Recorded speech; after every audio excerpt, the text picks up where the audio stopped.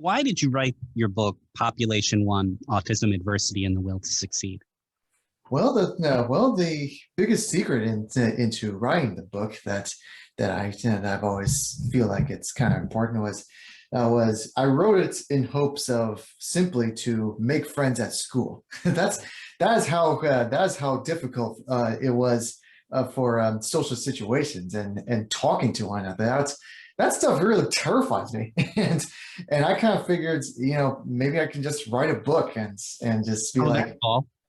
yeah, and be like, hey, yeah, hey, I wrote this. Can I join your group? That kind of thing. It's a weird motivation, but I'm always full of odd motivations too. Like I said, I was known as the oddball. I just do things that are just odd, but I had my reasons, and so it's not just it's not just in hopes of making new friends.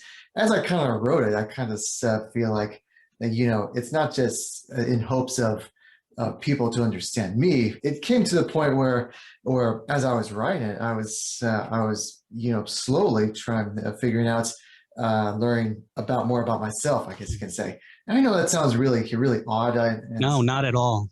well, it's just saying out loud just feels kind of weird, but it's kind of true. I guess a lot of people with autism would still try to figure out who they are with it and on all kind of stuff, and it's frankly it's kind of a big journey and that kind of thing too. Just and as I was writing it, I kind of realized, I learned to the point, especially when it comes to teachers, that they too really want to learn more about what it's like to have autism, and they basically kind of said, hey, you're the only source we got, so we need your information. And you're a And I'm public like, story.